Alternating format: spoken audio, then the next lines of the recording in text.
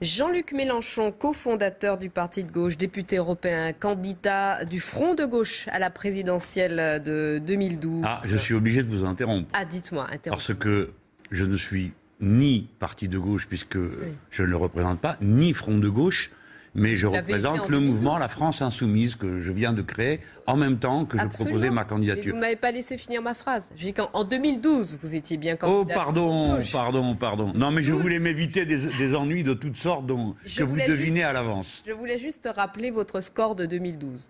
Plus de 11% des voix, c'est-à-dire près de 4 millions de bulletins en votre faveur.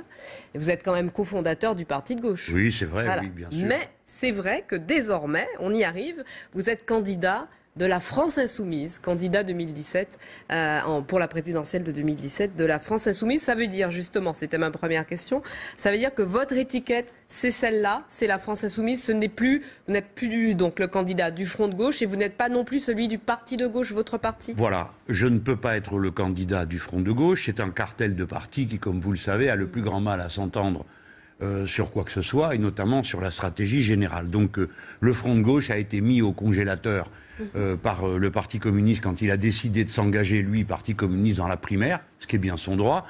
Et donc j'ai dû me mettre en mouvement en essayant de répondre aux questions qui se posaient. D'abord, celle d'une parole indépendante. C'est pour la raison pour laquelle je ne veux pas aller dans les primaires, parce que ça revient à dire que j'accepte le résultat. Or, je n'accepterai jamais de me situer derrière M. Hollande ou M. Valls. Et deuxièmement, parce que je crois que fondamentalement, dans notre pays, la question se pose plus comme avant sur les solutions entre droite et gauche. Elle se pose en termes d'intérêt général humain, et donc il y a une magnifique possibilité de rebrasser tout ça, les frontières, les points de vue, pour aller à une image un peu plus progressiste du futur que ce que nous vivons aujourd'hui. Est-ce que le Front de gauche n'avait pas déjà explosé, notamment avec les régionales, quand vous avez fait alliance par exemple avec les écologistes dans le Nord, mais qu'à Paris, le Parti communiste a fait alliance avec le Parti socialiste? Écoutez, Audrey Pulvar, je crois que si nous devions résumer tous les deux ce qui s'est passé en 3 ans, on y passe toute l'émission.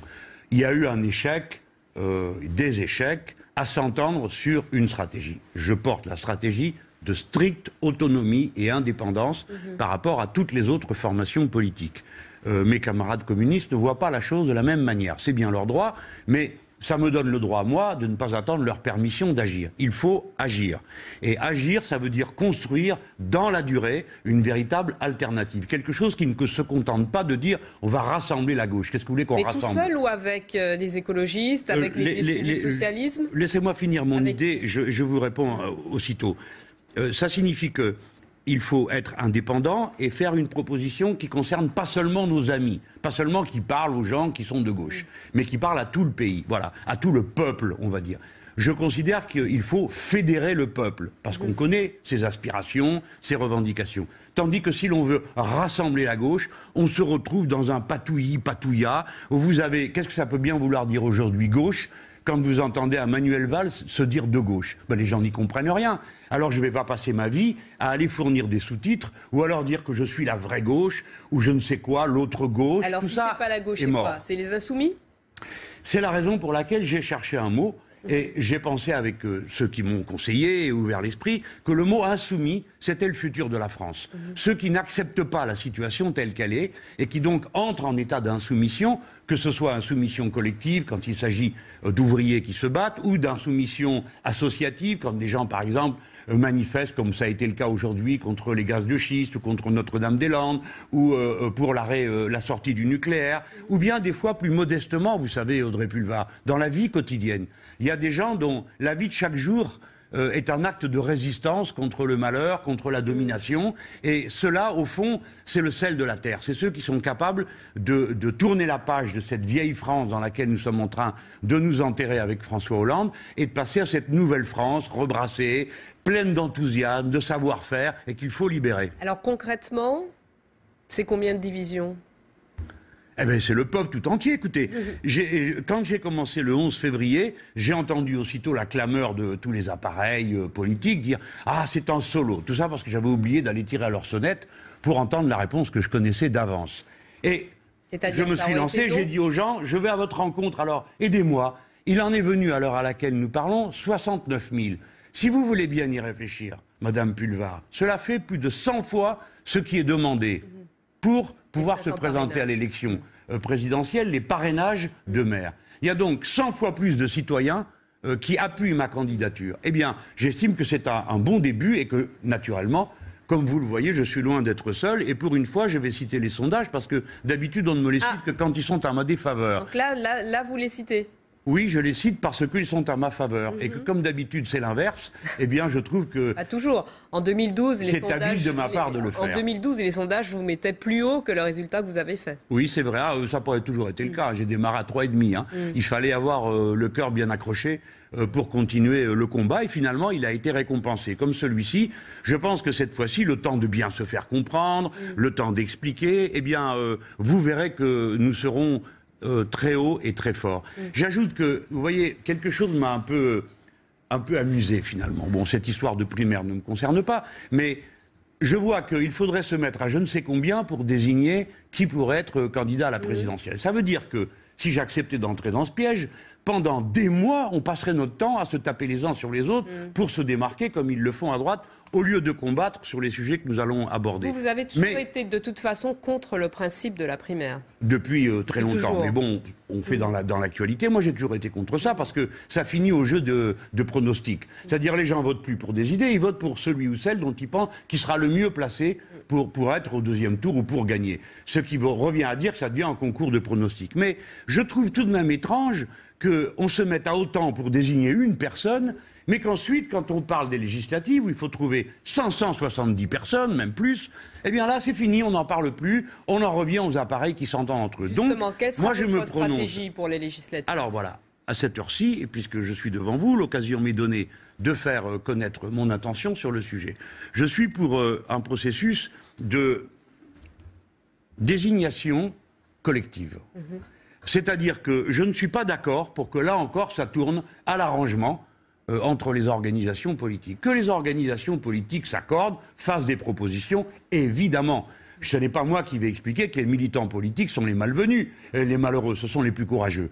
Mais je ne suis pas d'accord pour que ce soit centralement que se passent des répartitions de circonscriptions entre les partis. Il faut aller gagner ces galons au contact populaire. Et là, en effet, ça doit être très ouvert si l'on veut. Parce que si le renouvellement politique doit se faire, il se fera par la base. Donc il vous se fera voulez par des les primaires circonscriptions. pour les législatives, finalement? Je n'appellerai pas ça des primaires, puisque ce n'est pas une compétition entre des partis.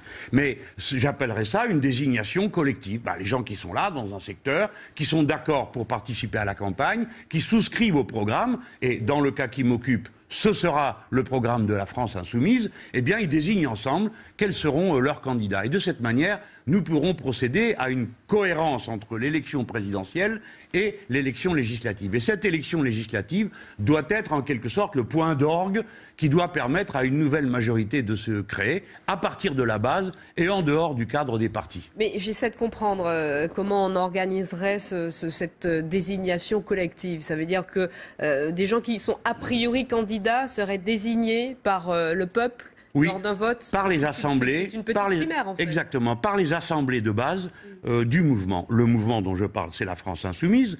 Il est ouvert à tout le monde, qu'on ait une carte de parti ou qu'on n'en ait pas, ce qui veut dire que je règle cette histoire qui a pourri la vie du Front de gauche, qui était que c'était seulement un cartel de partis. On y arrive et tout le monde peut participer à ce mouvement et tout le monde désignera ensemble les candidats aux élections législatives. Et encore une fois, je le redis, ma démarche est ouverte à tous, mais d'abord aux citoyens. Mais je ne rejette l'appui d'aucun parti politique, loin de là, puisque celui dont je suis originaire et que j'ai fondé, le parti de gauche, me soutient. Et d'autres bientôt, vous le verrez, en feront autant.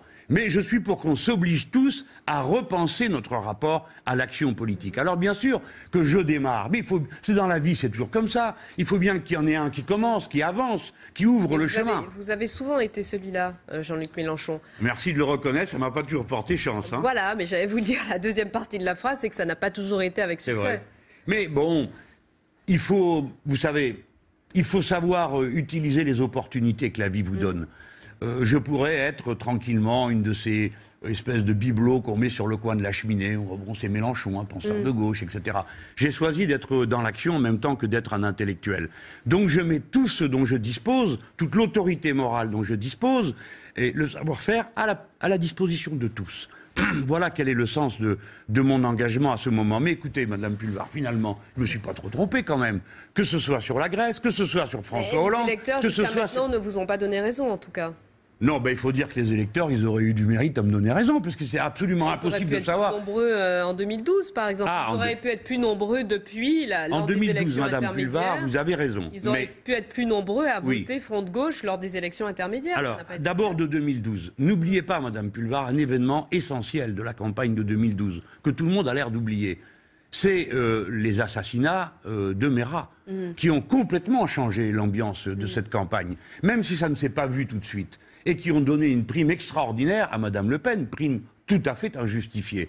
Si bien que dans la bataille contre le système, j'ai souffert à ce moment-là d'un handicap, d'autant que tout le monde voulait d'abord se débarrasser de M. Sarkozy, moi aussi d'ailleurs, et beaucoup ont pensé qu'il était plus utile de voter pour M. Hollande à ce moment-là. Et beaucoup ont cru, comme moi d'ailleurs, que l'essentiel était de se débarrasser de M. Sarkozy. Mais ça veut dire que vous allez encore plus en souffrir en 2017. Vous avez remarqué que le contexte de la menace terroriste a encore augmenté depuis l'affaire Mera. Oui, mais je fais le pari que les Français, hélas, ayant vécu des circonstances extrêmement dures, ont maintenant plus de sang-froid et de recul.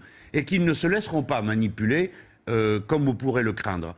Je crois que les Français comprennent que le monde est devenu dangereux, aussi bien du point de vue du terrorisme, mais surtout du point de vue social pour beaucoup d'entre eux, et que la question sociale va occuper une place centrale en même temps que la question écologique, parce que ça, les gens ont compris que maintenant, les hommes politiques, la superstructure politique, les hommes et les femmes politiques, n'ont pas une claire conscience de l'urgence du défi écologique, de l'urgence de sortir du nucléaire, de l'urgence de changer notre mode de production et d'échange. On ne peut plus attendre le changement climatique et commencer, Madame Pulvar. D'accord avec vous, et on va en reparler évidemment avec cette déclaration de Ségolène Royal. Sauf que la question de la sécurité, la question de la menace terroriste, elle est aujourd'hui au cœur des préoccupations des Français, elle est même en tête des préoccupations des Français, quasiment à égalité. Non, c'est le travail et le chômage. Quasiment à égalité avec le travail, la question du chômage, du travail et de l'emploi.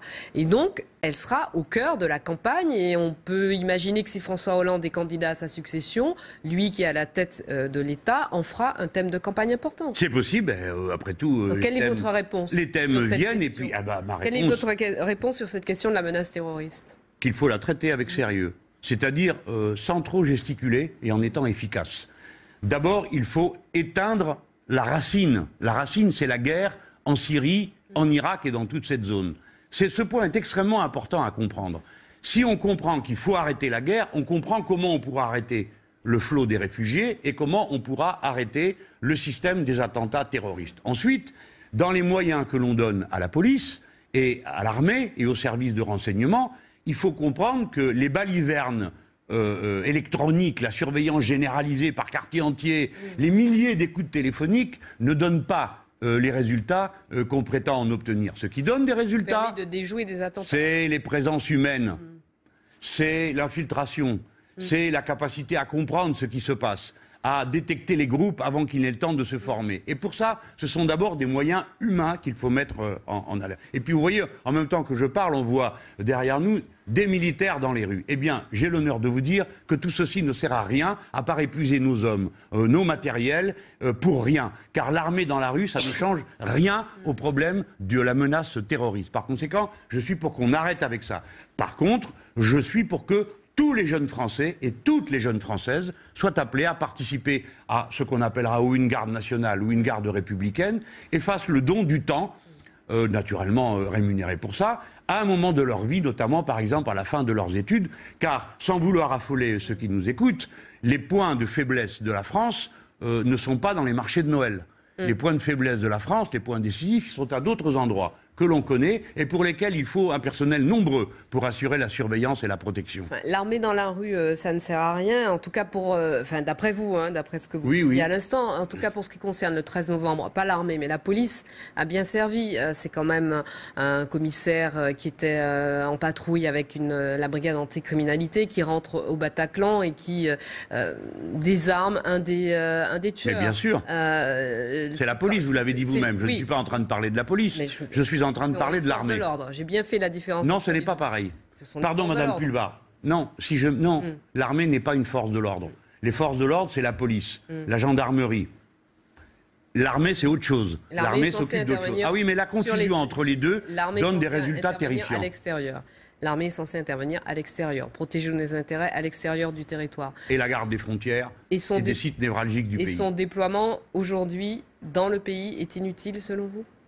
Oui, et je ne suis pas le seul à le dire. Tous les spécialistes de la chose militaire et de la chose de la sécurité savent que ça remplit essentiellement une fonction pour, paraît-il, rassurer la population. Mais l'efficacité militaire et antiterroriste est égale à 0. Par contre, l'épuisement des hommes, le nombre d'heures gaspillées pour rien, ces gens-là sont des professionnels. C'est pas seulement des gens qui tiennent un fusil ou qui portent un revolver. Ce sont des professionnels de la chose militaire. Bon, c'est un gâchis de les utiliser à cette tâche qui n'est pas la leur. De la même manière que si on envoyait un policier faire des actions, je ne sais pas quoi, moi, de services de sécurité à l'étranger, d'être parachuté. Ce sont des métiers différents. Et la police nationale a une tâche particulière qu'elle doit exercer avec une grande, capacité d'adaptation au terrain et au respect des principes républicains. La protection des lieux de culte, c'est inutile. La protection des lieux de culte, mais pas que la protection des lieux de culte. Je n'ai pas envie de faire la liste des lieux névralgiques et dangereux de la France parce que j'estime que je ne rendrai pas service à mon pays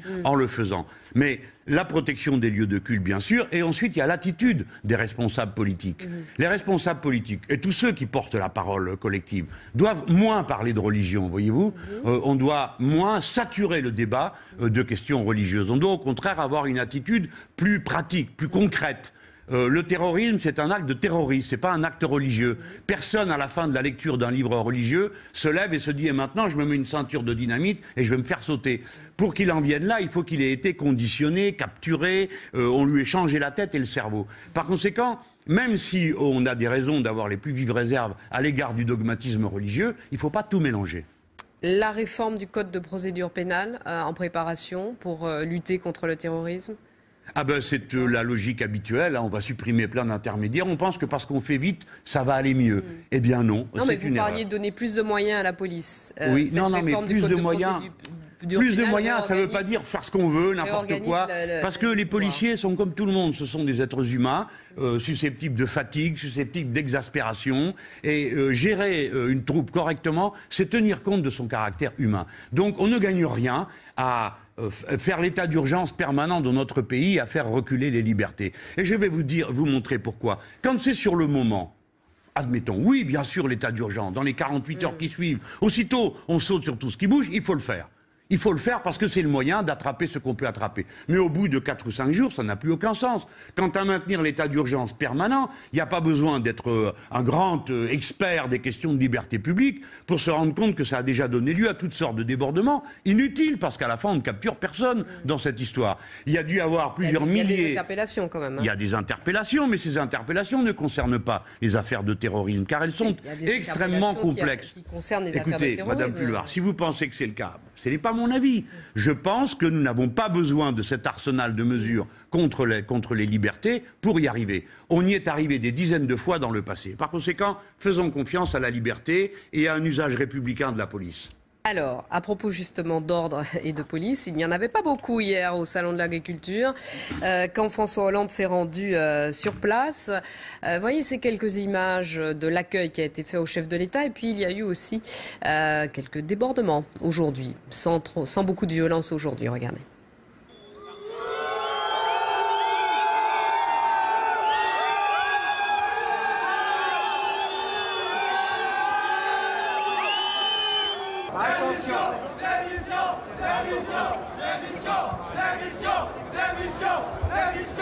Putain, tu nous bouffes! Pourri! Ça fait 1 an qu'on lui parle, qu'il nous écoute plus. On est tous après crever sur nos élevages. Il y a des difficultés. On fait notre possible pour trouver des solutions, mais il faut respecter aussi ce ministère, ses fonctionnaires, et je ne peux que déplorer ce qui s'est passé ce matin au stand du ministère. Si la vendez pas la viande, tu la vendras à qui ta viande? Ouais, tu peux me garantir! Tu peux me garantir! J'en ai rien à foutre, vous respectez personne! Un paysan, ça respecte les gens! Sinon qu'on achète votre putain de viande, d'accord? Vous allez même pas représenter les éleveurs! Vous n'en êtes pas digne, les gars! Merde! Votre réaction, Jean-Luc Mélenchon, à ces insultes entendues à l'égard de François Hollande, à cette ambiance très très tendue au Salon de l'Agriculture? Il faut toujours faire l'effort d'essayer de comprendre. Les gens ne sont pas violents par goût. Je ne crois pas qu'il y ait un seul de ces paysans qui soit naturellement porté à la violence. La souffrance de la population paysanne est considérable. Madame Pulvar, il faut se souvenir que chaque jour se suicide un paysan. Il ne le fait pas parce que c'est à la mode, mais parce que sa vie est arrivée en impasse. Alors, ce qui est en impasse, c'est tout ce modèle agricole. Et les gens ne peuvent pas se faire entendre. Vous avez vu, le ministre de l'Agriculture, lui, il respecte les traités européens. Ce sont les traités européens qui ont conduit à cette situation. Ensuite, il est flanqué de M. Xavier Belin, qui est le problème numéro 1 de l'agriculture française, à la tête de son syndicat, parce qu'il représente ce qui n'est plus vraiment de la paysannerie, mais une espèce de haute industrie liée à la finance et aux grandes transactions internationales. Donc ces gens n'ont la parole nulle part. Ils ont l'impression que personne ne les écoute, même pas leurs propres représentants syndicaux. Vous avez des syndicats qui luttent et qui sont châtiés, je pense à la Confédération paysanne, avec une violence absolument incroyable. Mais je laisse tout ça de côté pour vous dire une chose. Tout ça doit finir. Ce modèle agricole est mort. Est mort. Il empoisonne la terre, il empoisonne l'air, il empoisonne les paysans, il empoisonne notre nourriture quotidienne. Il faut en revenir à une autre conception de l'agriculture paysanne, relocalisée. Et vous savez, ça va vite à dire, mais ça va être dur à faire. Parce que pour faire ça, il faut trouver 400 000 paysans de plus. Vous savez qu'il y a moins de paysans dans ce pays que d'étudiants. Il va falloir trouver au moins 400 000 paysans de plus. Donc ça veut dire que l'ancienne vision de la paysannerie, les anciennes conditions de vie des paysans ne pourront plus être prolongées. Ni vos enfants ni les miens n'auront envie d'être paysans si c'est pour vivre dans l'extrême solitude et les misères de toutes sortes dans lesquelles vivent les petits paysans. Mais en remettant en cause la politique agricole commune ou en la redéployant ? Alors, il faut la remettre en cause, car la politique agricole commune, c'était le grand succès de l'ancienne Europe des Six. En quelques années, l'Europe était devenue autosuffisante sur le plan alimentaire. Les générations actuelles n'ont pas idée de ce que ça veut dire, que d'être tout d'un coup devenu autosuffisant. On n'a plus besoin de personne. Surtout après. Et on était alors sur un modèle agricole où on créait des quotas et des réserves. Alors évidemment, à un moment donné, il y a eu trop de réserves parce qu'on avait trop alimenté le système. Et au lieu de penser à le réorganiser, non, on l'a libéralisé. Madame Pulvar, nous n'avons cessé de dire que ça allait tourner comme ça. Que si vous libéralisez le lait, sur lequel autrefois il y avait des quotas, il n'y a pas besoin d'être un aigle en politique, en économie, pour comprendre que les gens vont là où c'est bien payé. Et l'agriculture allemande a mis au point un modèle où on produit des quantités astronomiques de lait dans les fameuses fermes des 1000 vaches qu'on essaye d'imposer en France. Quand je dis 1000 vaches, là-bas il y en a plutôt 2000. Ou, c'est vrai d'ailleurs pour les porcs de la même manière, tout ce qu'on a libéralisé donne ce résultat désastreux, que l'agriculture suit les cours. Quand tout le monde se met à produire du lait, le prix du lait s'effondre, et puis quand il est effondré, les gens meurent, et ensuite ils redémarrent tout doucement, et vous avez comme ça un truc cyclique où, au passage, sont détruits des générations entières de paysans. Sauf que pour retrouver un paysan, ça ne se trouve pas sous le coude. Et donc, à chaque fois qu'on en détruit, on a du mal à reconstruire cette agriculture dont nous avons besoin. La solution en quelques grandes lignes ? D'abord, la relocalisation de la production. Moi, je dis les choses franchement. Il faut arrêter de produire pour le commerce mondial dans tous les domaines. C'est absurde. Voilà. Nous avons mieux à faire que de faire du lait pour faire du lait en poudre pour les Chinois. Voilà. C'est absurde de transbahuter du lait d'un bord à l'autre de la planète parce que les Chinois, un jour ou l'autre, finiront par se mettre eux aussi à avoir des vaches et à fabriquer du lait en poudre. C'est grotesque. Par contre, nous avons intérêt à avoir une agriculture qui soit vivrière, qui produisent pour l'environnement, et bien sûr aussi qui produisent sur le marché mondial, là où il y a des carences sur le marché mondial. De plus petites exploitations, donc une remise en cause complète du système agricole. Totalement. Alors, on n'a pas le temps là, mais j'ai des dizaines de mesures qui peuvent y conduire. Installer des paysans, réinstaller des paysans, tourner, c'est-à-dire abandonner la cavalcade aux pesticides dans laquelle nous nous trouvons aujourd'hui. Bref, changer la manière de produire, la manière de vendre et de consommer, parce qu'il va falloir changer les modes de consommation et changer d'une manière générale tout le modèle agricole. C'est pas impossible, on a les recettes pour ça. Je sais que c'est vite dit ici, on est dans une émission, mais on a les moyens de le faire. Ce que je veux dire aux gens, c'est plus vous tardez à prendre la décision de changer ce système dingue, plus ça vous coûtera cher après. Sachez-le bien. Si à chaque élection, vous reportez le moment parce que ça vous arrange, un jour ça vous revient en pleine figure et ça vous coûte très cher. Alors on est déjà à la moitié de notre émission. Il nous reste beaucoup de sujets à évoquer. Je voudrais parler de cette autre colère. Une grosse et belle colère, dites-vous. C'est celle que déclenche la loi El Khomri. Plus de 700 000 clics pour la pétition anti-loi El Khomri. Une pétition soutenant la loi, quant à elle, a été signée aujourd'hui, à l'heure où nous parlons, par 7000... Alors là, vous voyez la pétition anti-loi El Khomri qui a recueilli plus de 700 000 signatures, 700 000 clics en tout cas. La pétition pour la loi sur le travail, signée par le MEDEF, a recueilli 7160 signatures, alors nous parlons. Et puis il y a ce mouvement lancé par des youtubeurs, pour bien parler français, avec le mot dièse « on vaut mieux que ça ». Regardez. Les politiques ne nous donnent jamais la parole. Aujourd'hui, il est temps de la reprendre. Faisons-nous entendre grâce au hashtag « on vaut mieux que ça ». Eh copain, c'est quoi? Ton boulot, y a personne qui en parlera mieux que toi. Alors va sur le réseau social de ton choix, utilise le tag « on vaut mieux que ça » et raconte-nous la dernière fois qu'au taf, t'as eu l'impression qu'on se foutait de ta gueule. Raconte-nous la première fois où on t'a demandé un truc impossible ou absurde. La fois où on t'a refusé un boulot pour des raisons injustes. Quand ton taf a commencé à bouffer tout le reste. Quand on t'a demandé de bosser gratos, ou qu'on t'a sucré ta paye ou ta prime. Envoie ton témoignage vidéo, écrit, audio, anonyme ou pas, avec le tag « on vaut mieux que ça ». Nous, on s'occupe de créer une plateforme qui regroupe ces expériences et diffuse cette parole pour la mettre en valeur. On veut mettre à disposition nos compétences pour créer des visuels, monter des vidéos et faire entendre nos voix à tous. On est resté silencieux bien trop longtemps, les amis. Et c'est facile pour eux de gouverner, de nous ignorer, de nous mépriser quand on se fait pas entendre. Donc là maintenant, faut qu'on se bouge. On va leur montrer nos vies et nos rêves. On va leur montrer qu'on n'est pas dupes des conséquences qu'ont sur nos vies à nous, les décisions qu'ils prennent. On va leur montrer qu'on vaut mieux que des petites décisions. On va leur montrer ensemble qu'on vaut mieux que ça. Alors on en est à peu près, à l'heure où nous parlons, à 150 000 vues sur cette chaîne YouTube « On vaut mieux que ça », avec ce mot. Voilà, la France insoumise, c'est ça. On vaut mieux que ça, ça m'a rappelé nos vies valent mieux que leurs profits. Oui, et plein de mots d'ordre de cette nature. Mais je vous le dis encore une fois, voilà, ça c'est l'espérance qu'on peut avoir dans notre pays. C'est cette France insoumise, moi je les félicite. Et c'est vrai que la loi El Khomri, elle repose au départ sur l'idée que les Français vont se laisser faire. Je pense que Valls et Hollande pensaient que, comme le reste, ça finirait par passer et que les gens l'avaleraient. Mais il y a eu immédiatement une belle réaction et les gens ont compris que c'est leur vie quotidienne qui va être détruite. Vous voyez, quand tout ça est très technique, hein, ça prend du temps, mais on va prendre un ou deux exemples. Surtout, le texte n'est pas encore à l'examen. Oui, mais il ne sera examiné qu'à partir de début mars. Donc il peut être amendé. On est loin de. Oui, il y a loin de ce qui est dit. Mais moi, en attendant, je dis comme tous ces gens. Il faut retirer ce projet de loi. Voilà. Pour commencer, il le retire. Et après, on discute. Pas, on dépose des horreurs et à la fin, on comptera combien il restera d'horreurs qui auront été fait voter. Donc, ils doivent retirer leur texte. Vous avez vu, ça va très vite. Car au départ, les choses allaient lentement. Les syndicats ont pris une initiative, se sont rencontrés et ils vont se revoir le 3. Moi, je souhaite une marée citoyenne. Et je suis heureux de voir que déjà, de manière quasi spontanée, pour le 9 mars, il y aura tout un élan. Je souhaite que le 9 mars soit une grande réussite, que ceux qui se préparent ensuite, car pratiquement il y a des rendez-vous toutes les semaines maintenant, mettent en mouvement cette France insoumise de manière à faire retirer le texte. Je le dis, l'objectif, ça doit être le retrait du texte. Les gens, ne vous laissez pas faire. Quand on vous aura supprimé les 11 heures de repos consécutifs entre 2 journées de travail, vous verrez qu'il ne vous reste plus rien pour vivre. Quand vous rentrez chez vous pour vous occuper de vos gosses et vivre. Avec l'accord du salarié, pour l'instant. Oui, c'est ça. Dans le texte. Bien sûr. Vous savez, comme un salarié est en état de donner son accord quand on lui dit c'est où comme ça ou on te met dehors. Parce que la loi prévoit aussi de pouvoir jeter les gens plus facilement dehors. Je vais vous dire, ni Valls ni Hollande ne comprennent rien à la production. Rien.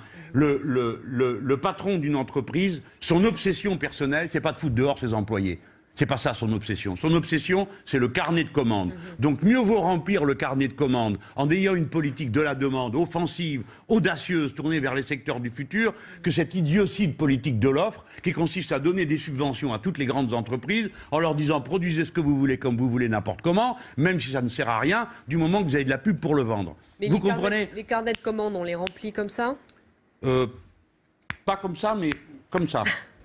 Pour reprendre votre expression. Mais Madame Pulvar, rien n'est moins difficile que ça. Il faut savoir de quel côté... Mais bien sûr. C'est très simple. Vous savez que la Banque Centrale Européenne a lancé On en a discuté lors de précédentes interviews, vous et moi. Oui. Entre-temps, la Banque Centrale Européenne a beaucoup changé, puisqu'elle a lancé de grands plans de soutien aux économies européennes. Et qu'est-ce que ça a donné? Et justement, les établissements bancaires ne s'en servent pas beaucoup, les dispositifs de la Banque Centrale Européenne. Jean-Claude Juncker voulait lancer un grand plan d'investissement, de grands travaux en Europe. Bon. Alors, apparemment, les États ne s'en saisissent pas. Que se passe-t-il? Non, les États ont été mis hors jeu. C'est la règle de base de la Banque centrale. C'est les banques privées à qui elles rachètent des titres de dette pour leur donner de l'argent en échange. Pour le plan Juncker, attendez, les banques privées n'investissent rien dans la production réelle. Qu'ont-elles fait des milliards qui leur ont été donnés? Eh bien, elles les ont mis dans la spéculation et dans la bulle financière mondiale. La France a-t-elle des réserves d'argent? Alors, je vais vous en citer une. L'assurance vie. Pour 1 euro sur 2 est investi à l'étranger. Eh bien, les avantages fiscaux de l'assurance vie pourraient être supprimés à 7 euros qui part et maintenus pour celui qui reste. Ensuite, c'est à l'État de dire de quel côté il veut développer l'économie. J'ai proposé l'économie de la mer et la transition énergétique. De cette manière, si on doit remplacer toutes nos centrales nucléaires par de l'énergie propre, eh bien, il y a là des millions de postes, des milliers et des millions de postes de travail, ajoutés à ce que j'ai dit tout à l'heure sur l'agriculture. La déclaration de Ségolène Royal d'aujourd'hui, disant qu'elle peut prolonger de 10 ans la durée de vie des centrales nucléaires, j'imagine que ça vous fait bondir? Écoutez, ça nous laisse sans voix, quoi. Tout le monde sait, je ne vais pas critiquer ce qui s'est décidé dans les années 70, on pensait que c'était bien, ça a rendu des services au pays, mais on ne mesurait ni les dangers, ni la difficulté qu'il y a à fermer une centrale nucléaire quand on veut la fermer, parce que la seule qu'on a commencé à fermer, on y est toujours depuis 10 ans. Donc il y a là une technique qu'on ne maîtrise pas. Mais surtout, il y a un danger. Je ne veux pas faire la folleur publique, mais vous savez comme moi que tant qu'il ne se passe rien, tout va bien. Mais le jour où il y a un accident, alors là, on déguste. Et il y en a pour des générations. Plus on tarde à prendre la décision de sortir du nucléaire, plus ça coûte cher en risque, et ça coûtera cher en argent. Car pour rééquiper ces centrales, vous savez, c'est pas simplement de appuyer sur le bouton en disant on est reparti pour 10 ans. Il va falloir équiper tout ça. Ces équipements ont leurs limites physiques. 40 ans, 50 ans de fonctionnement. Vous vous rendez compte comme les risques vont augmenter. Donc moi, je pense qu'il faut décider maintenant qu'on sort du nucléaire et planifier le remplacement d'une énergie. En rassurant les salariés, bien sûr, en leur disant, poste pour poste, tout le monde sera réembauché. Ceux qui sont dans le nucléaire seront réembauchés dans le démontage du nucléaire et dans la création des nouvelles énergies. Tout ça aussi est facile à faire. Je sais que vous me regardez bizarrement quand vous dites que c'est facile. Je ne dis pas vous, mais peut-être ceux qui m'écoutent. Vous en avez entendu d'autres. Mais oui, il y a moyen de relancer l'économie de notre pays et de remplir les carnets de commandes. Oui, il y a moyen de changer cette énergie qui nous pose un problème pour l'avenir. On a moyen parce qu'on sait faire, on a la chance d'être la France, un grand pays qui a de l'argent, un grand pays qui a des moyens intellectuels. Pourquoi l'exécutif au pouvoir ne le fait pas? Par manque d'intelligence, par manque de vision? Parce qu'il y a en France ce qui s'appelle une oligarchie, une caste de gens qui se tiennent par la barbichette entre les très hauts sommets de l'État, les très hauts sommets de l'industrie, les très hauts sommets de la finance, et qui prennent des décisions qui leur paraissent bonnes de leur point de vue à eux, sans écouter personne, avec une arrogance technocratique absolue. Voilà. Je pense que c'est une erreur. Madame Royal, que j'ai connue mieux dans ce rôle, devrait réfléchir que si elle prend cette décision, en réalité c'est pas elle qui va la prendre, et on ne sait pas si elle parle en son nom ou en celui de Valls, son nom restera accolé à une décision qui sera à la racine des prochains problèmes que nous allons rencontrer. Derrière moi, en ce moment, on voit une centrale nucléaire. Je ne sais pas laquelle c'est. Mais ce que je peux dire, c'est que quand on croise le résultat de la COP 21, c'est-à-dire la montée nécessaire des océans, parce que l'effet de serre ne sera pas ralenti comme ça, si jamais il est ralenti un jour, et la force des vents et des événements climatiques extrêmes. Je rappelle que la centrale de Blaye, qui est à 50 km de Bordeaux, a failli une fois disjoncter, on va appeler ça comme ça, parce qu'il y avait des creux de 7 mètres et un vent de 140 km/h. Alors combien de temps va-t-on continuer à croiser les doigts et à compter que ça va s'arranger tout seul? Je reviens d'un mot, parce que le temps file, à la loi El Khomri. Entre 2013 et 2015, la France a créé 57 000 postes dans le privé, quand l'Allemagne en créait 400 000 et l'Espagne 600 000. En revanche, on a créé 200 000 postes dans les administrations publiques. Oui. Comment on résout ce problème très français d'incapacité à créer de l'emploi dans le secteur privé? Mais parce que, vous voyez, dans le secteur privé, on pourrait d'ailleurs discuter vos chiffres. Quel genre d'emploi a créé l'Allemagne? Ça serait intéressant à regarder. Mais ça, bon, les Français, il y a toujours besoin d'avoir un modèle. C'est toujours mieux chez l'autre.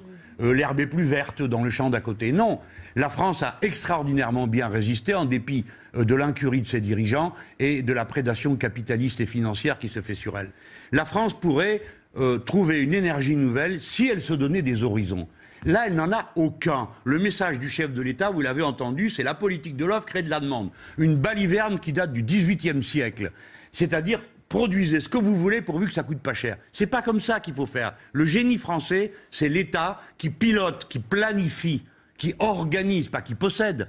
Si nous planifions l'économie de la mer, si nous décidons d'installer des installations de production d'énergie, des fermes éoliennes, mais aussi des fermes d'algoculture, et ainsi de suite, nous serons une nation très forte, car nous sommes le 2e territoire maritime du monde. Pardon, je pourrais parler de l'espace. On ne fait rien de tout ça. On a 2 malheureux qui regardent la pointe de leurs chaussures et qui croient aux sottises libérales, à savoir que l'argent s'emploie tout seul au bon endroit. Non, il y a un capitalisme financier, et c'est là-dedans que se font les grands taux de profit. Il faut obliger l'argent à revenir sur Terre, et l'emprisonner sur Terre dans l'économie réelle. À propos de l'Allemagne, je voudrais qu'on parle quand même de la crise migratoire. Oui. On va écouter ensemble et revoir l'extrait de cette interview d'un photographe turc qui a photographié sur les côtes turques, c'était au début du mois de février, le naufrage d'un bateau de réfugiés. Et cet homme livre son témoignage. Il est journaliste, il est photographe et c'est d'abord un être humain. Écoutez-le. Ça a déclenché tellement de questions chez moi, mais je ne pouvais répondre à aucune d'elles, parce que je ne pouvais rien faire, parce qu'il n'y avait que des cadavres, parce qu'il n'y avait personne en vie ou quelqu'un qui avait besoin d'être sauvé. Il n'y avait que des cadavres et ce bébé en face de moi. Je pouvais seulement prendre des photos. Mais après ces photos, le temps de la réflexion est venu. Je me suis assis et je me suis dit, que se passe-t-il avec l'humanité? Que se passe-t-il avec le monde?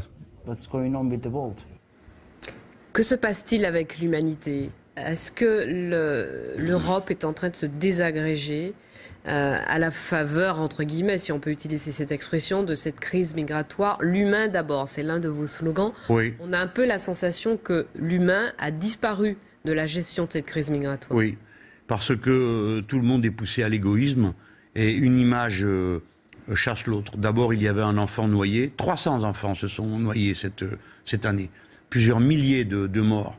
Je demande que les gens, quelle que soit leur opinion, fassent juste une pause. Le père ou la mère de famille, le frère ou la sœur, se demande, mon frère, ma sœur, mon enfant est parti, et pendant des jours, j'attends des nouvelles. Et je ne sais s'il a disparu, s'il a survécu. Une famille entière est partie. L'homme s'est noyé, ou bien c'est la femme, ou bien on a perdu des enfants. 10 000 enfants ont été perdus en cours de route dans cette migration. Des milliers d'enfants attendent à Calais leurs parents qui se retrouvent de l'autre côté en Grande-Bretagne. Donc il y a une chose que nous devons sans cesse nous dire. Toutes ces personnes sont nos frères et nos sœurs en humanité. Ne l'oublions jamais. Gardons-nous des formules simplistes du genre « ça va faire un appel d'air si on les traite bien » et que donc il faudrait les maltraiter pour les dissuader d'arriver. Mais il faut d'abord comprendre à quel point ils sont maltraités pour être obligés de partir. Personne n'a envie de partir de chez soi. Par conséquent, il faut tarir la source au départ. Ni les accords commerciaux inégaux qui ruinent les économies locales, ni les guerres, ni notre participation aux guerres qui font fuir les gens. Et une fois qu'ils sont en route, il faut les traiter en êtres humains. Ce qui se passe est une horreur. Est-ce qu'Angela Merkel, pour ce qui concerne la crise migratoire, au moins on reçoit votre approbation? Vous Écoutez, qui critiquez, je ne vais pas critiquer des gens qui disent des paroles sensées. Lorsque Mme Merkel dit « je vais accueillir 800 000 personnes », je suis content pour les 800 000 personnes. Mais vous je fais attention à ce qu'elle dit juste après. Vous voyez bien que l'Allemagne n'a pas tant de moyens que ça de diriger l'Europe, puisqu'elle a bien du mal à imposer sur la crise migratoire sa vision et la question. Oui, ne mélangeons pas les sujets. Encore heureux que ce ne soit pas l'Allemagne qui dirige l'Europe, car il nous en cuirait à tous. Mais c'est le reproche qui Mais Mme Merkel a adopté un point de vue qui n'est pas tenable. Parce que quand elle dit « j'accueille 800 000 personnes », entre-temps elle a changé d'avis, mais apparemment personne ne s'y intéresse en France. Elle dit « j'accueille 800 000 personnes », eh bien quand elle le dit, moi je lui dis bravo. Mais je lui dis « madame, ce n'est pas raisonnable, parce que l'année d'après, vous n'allez pas en accueillir 800 000 autres, et l'année d'après 800 000 autres. Donc ça ne sert à rien de bricoler avec les événements qui vous brûlent. D'abord, ils en ont accueilli 1 million, et elle demande à ses partenaires européens de participer à l'accueil. C'est normal. C'est normal qu'elle le demande. Et elle n'obtient pas satisfaction. J'ai vu que le pape aussi disait qu'il faut partager la tâche. C'est en cause de l'espace Schengen.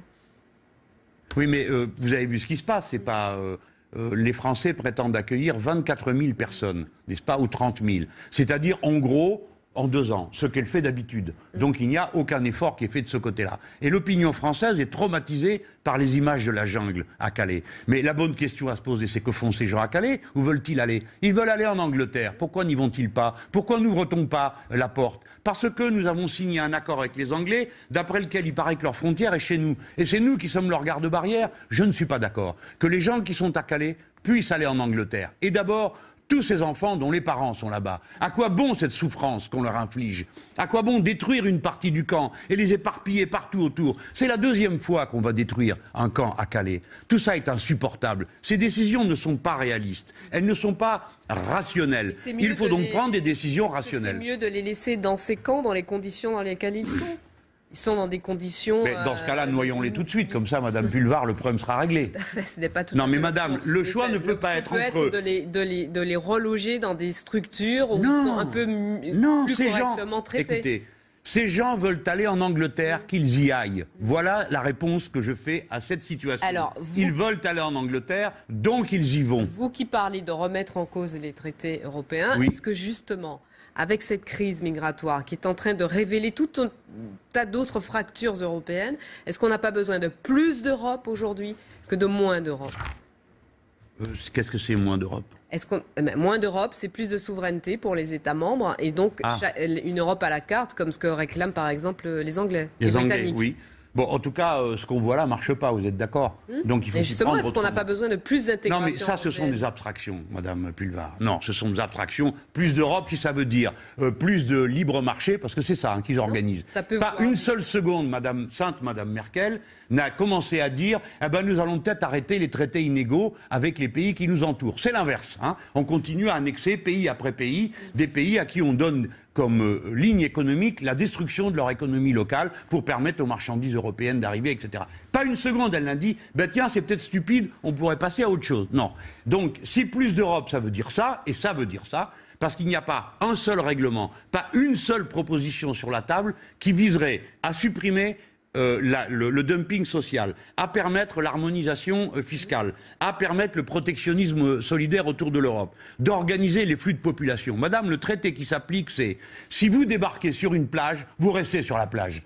Parce que ça c'est Dublin comme dispositif. Quant à nous, les Français, on mange double. On a ça pour le Sud, et au Nord, les Anglais ont décidé que la frontière était chez nous.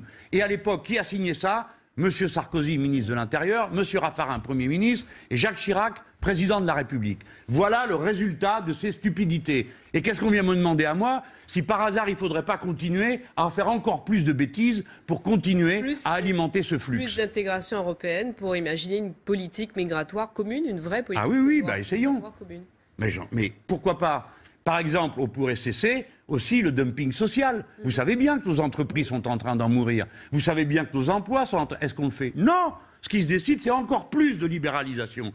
Ces gens-là vont provoquer une catastrophe, Madame Pulvar. C'est pour ça que je vous en parle avec passion. Il n'y a pas une personne dans ce pays qui n'ait pas un sentiment européen, à part quelques illuminés. Tout le monde a envie de la fraternité des peuples. Nous autres de gauche, pendant plus d'un siècle et demi, on a réclamé ça pour arrêter les guerres. Mais cette politique va déclencher des guerres. Parce que les gens sont en train de se bouffer. Regardez ces pauvres Grecs. On leur donne même pas les sacs en plastique pour mettre les cadavres dedans. Si bien que les cadavres pourrissent à l'air libre parce que les Grecs sont trop pauvres. Trouvez-vous que ce soit raisonnable? Allons. Non, pas tout à fait. Merci Jean-Luc Mélenchon d'avoir répondu à nos questions. On pourrait faire 2 heures d'émission supplémentaire, mais je veux bien. Notre temps est parti et terminé. Merci beaucoup. Merci, madame.